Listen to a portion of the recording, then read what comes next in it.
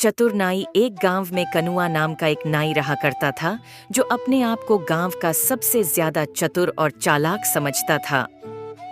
एक दिन वह अपनी दुकान में गांव की मुखिया की शेव करते हुए मुखिया को बहुत गौर से देखे जा रहा था।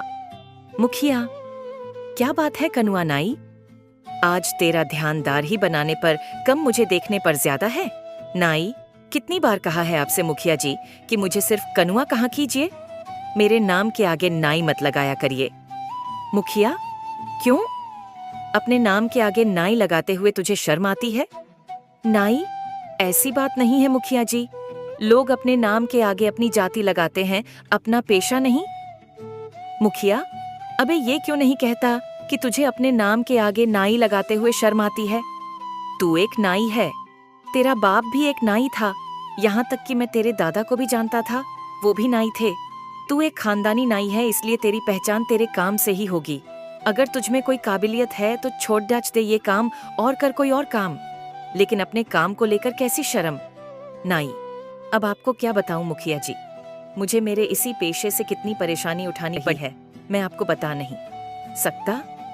मुखिया, कैसी परेशानी? नाई, मेरी उम्र 40 वर्ष की हो चुकी है, लेकिन कोई भी लड़ी डीडीएच की मुझसे विवाह करने के लिए तैयार ही नहीं। मुखिया, मुझे पता है, क्योंकि तुझे लड़ डच की सुंदर चाहिए, जबकि तूने कभी अपनी शक्ल आईने में नहीं देखी। एक बार मेरे कहने पर अपनी शक्ल आईने में गौर से जरूर देखना। नाई, शक्ल का मैं इतना भी बुरा नहीं हूँ मुखिया जी। मुखिया, अगर इतना बुरा नहीं है तो इतना अच्छा भी नहीं है।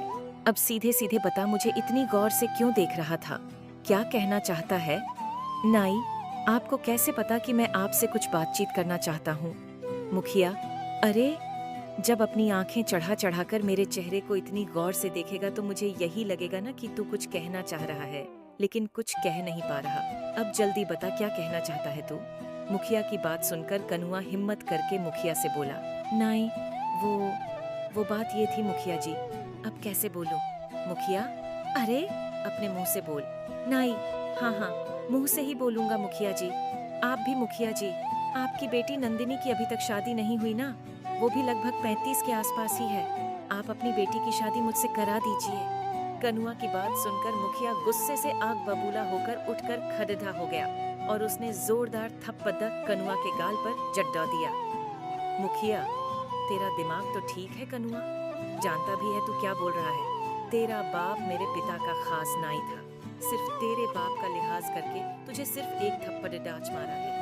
अगर तेरी जगह कोई और ये बोलने की हिम्मत करता ना, तो मैं उसकी मार मार कर हड्डी पसली एक कर देता। तेरी हिम्मत कैसे हुई ये सब सोचने की? नाई, मैंने ऐसा क्या गलत कह दिया मुखिया जी?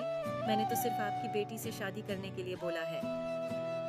मुखिया, अबे बेवकूफ, तू एक नाई है। नाई, तेरा और मेरी बेटी का रिश्ता नहीं हो सकता, असंभव है। मेरी बेटी के बारे में सोचने से पहले एक बार अपना पेशा तो देख लेता।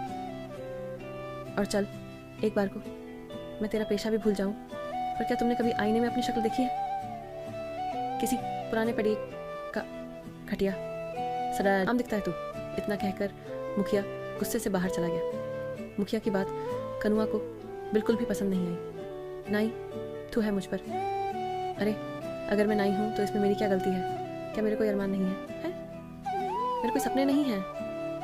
ये गांव का मुखिया अपने आप को समझता क्या है?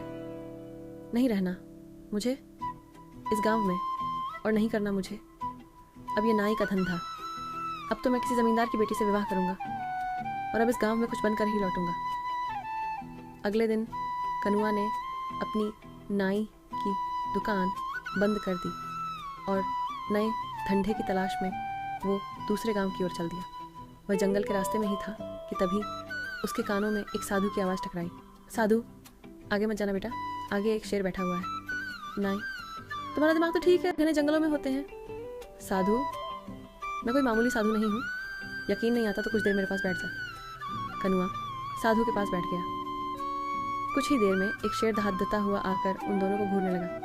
नाई, साधु जी, ये शेर तो हम दोनों को खा जाएगा, आपने तो मुझे मरवा दिया। साधु, चिंता मत कर, जब तक मैं तेरे साथ हूँ शेर तेरा कुछ नहीं करेगा, ये कुछ देर में चला जाएगा। शेर कुछ देर बाद जंगल की ओर चला गया। नाई, आप तो वाकई बात पहुंचे हुए साधु हैं। साधु रहस्यमयी अंदाज में मुस्कुराकर बोला। साधु, मैं जानता हूँ कि तू एक नाई है और नाई का धंधा छोड़ दाकर तू दूसरे धंधे की तलाश में दूसरे गांव जा रहा है ताकि कुछ बनकर अपने गांव लौटे। नाई, अब तो अंतर्यामी भी निकले। बाबा, मेरी मदद कीजिए। साधु, क्या चाहता है तू? नाई, मैं बद्धा आदमी बनना चाहता हूँ।